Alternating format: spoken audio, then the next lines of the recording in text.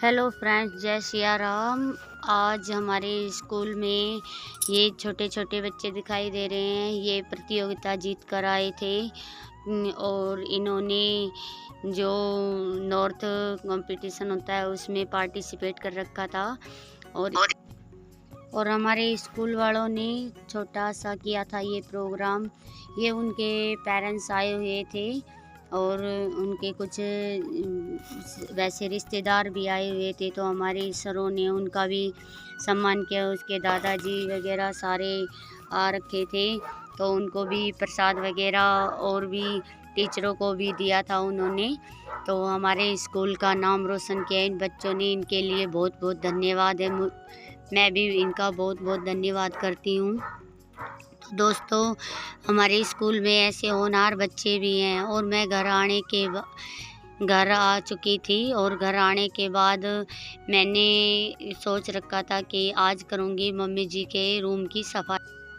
Mummy जी के room में बिस्तर वगैरह सारी चीज़ें रखी हुई होती है, क्योंकि उस रूम में हमारा जैसे रिश्तेदारों का आना जाना कम होता है, क्योंकि सामने जो हमारे 2 रूम हैं उनमें ही सभी का होता है। तो उसमें थोड़ा सा एक्स्ट्रा सामान भी हम रख देते हैं, जैसे कि कोई एक्स्ट्रा बाल्टी होती है नई जिसे हम यूज नहीं करते, तो उनको भी रख देते हैं। और गर्म बिस्तर वगैरह ओढ़ने के बिछाने के वो सारी चीज़ें मम्मी जी के रूम में रख देते हैं, क्योंकि एक ही खाट उसमें बिछी हुई है और इसके अंदर एक टीवी लगा हुआ है जिसको मम्मी जी रात को देखती हैं। और मैंने कर ली थी पहले सारे रूम के मैं जाड़े को साफ़ कर लूँगी, उसके बाद मैं नीचे की सफाई स्टार्ट करूँगी। क्योंकि अगर मैं नीचे की पहले सफाई कर दूँगी तो आपको पता है सारे जाड़े छूट कर नीचे पड़ जाएंगे और फिर से दोबारा से ऐसे ही हो जाएगा। तो मैंने कर ली है ऊपर से जाड़े की सफाई। ये जाड़े छूटकर कंप्लीट हो चुके हैं। थोड़ा सा बचा हुआ था जो अभी कंप्लीट पूरा हो जाएगा। उसके बाद दोस्तों मैंने की है इन दीवारों के अच्छे से सफाई।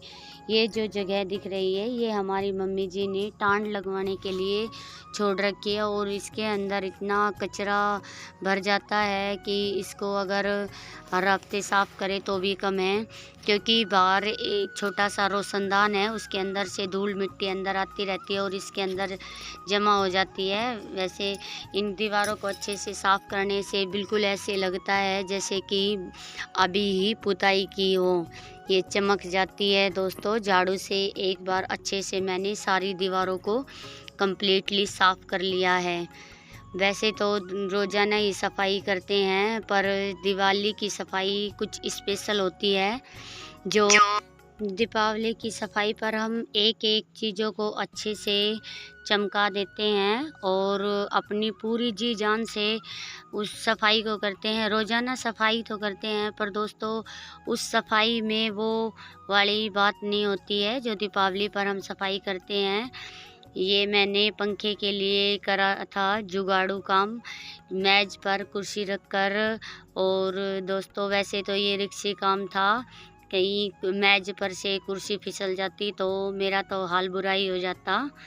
और मैंने ये पंखा अच्छे से साफ़ कर लिया है, क्योंकि इस पंखे पर हमारा हाथ नहीं जाता है और अच्छे से इसको सफाई नहीं हो पाती है। इसको कभी कभार झाड़ू से ही साफ़ कर देती थी, पर अब सारा सामान जब बाहर निकाल लिया है तो इसको भी अच्छे से साफ़ कर देंगे। इसमें भी दीपावली की चमक होनी चाहिए।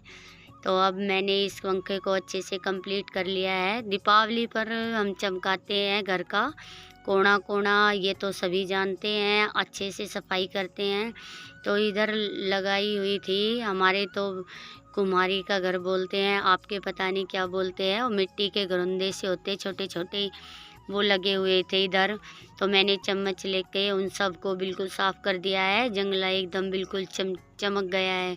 अब इसको झाड़ू से मैंने एकदम अच्छे से जो थोड़े बहुत जाड़े वगैरह लगे हुए थे वो भी मैंने अच्छे से साफ़ कर दिए हैं। दोस्तों सफाई का काम एक बार बीच में स्टॉप कर मैं आ गई थी बाड़े में, क्योंकि बाड़े में आने इसका रीज़न ये भी था कि दीदी को आज शाम को काम अकेले ही करना था और सफाई में शाम को ही कर रही थी स्कूल से आने के बाद। तो बाड़े का काम ख़त्म होने के बाद ये अंदर का भी काम करती, जैसे रोटी सब्जी बनाने का।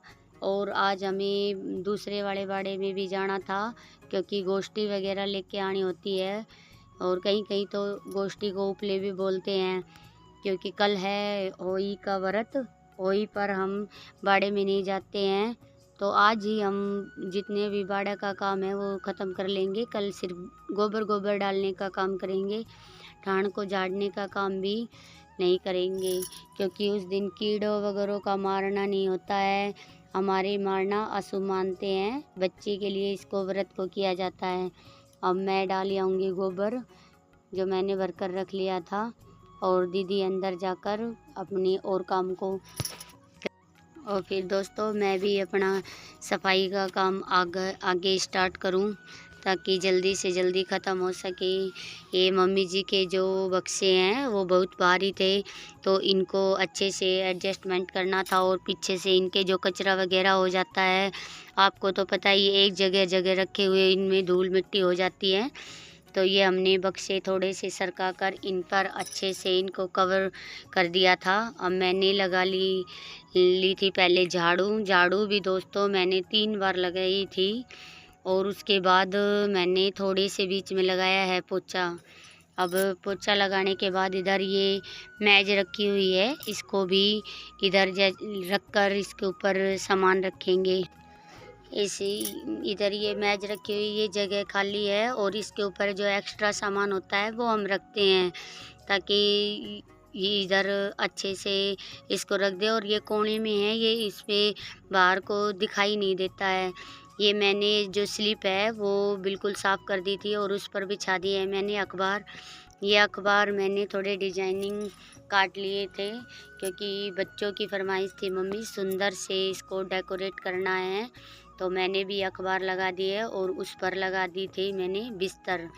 ये छोटी सी वो स्लीप है जो, इस पर मैं बिस्तर रख देती हूँ। देखो दोस्तों, एक तरफ तकिए हैं, एक तरफ ओढ़ने वाले हैं, और एक तरफ बिछाने वाले हैं। मैंने 3 लाइनें बना दी हैं, ताकि किसी को लेने में कोई दिक्कत ना हो। और ये मैंने फिर से एक बार झाड़ू लगा ली है, क्योंकि ये मैंने अखबार को थोड़ा सा कट किया था तो उसका कचरा फैल गया था, तो मैंने दोबारा से एक बार और झाड़ू लगा दी है अच्छे से। वैसे तो दोस्तों झाड़ू का काम तुरंत मिनट में होता रहता है। और ये टीवी ट्रॉली के पास हमारा छोटा सा मंदिर है, और ये मंदिर को मैंने पहले अच्छे से साफ़ कर लिया था। अब मैं इनमें तस्वीरें लगा दूँगी।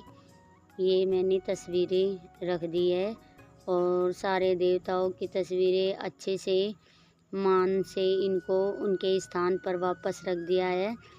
इधर मैंने पाटे पर रखी हुई थी ये सारी तस्वीरें धो कर।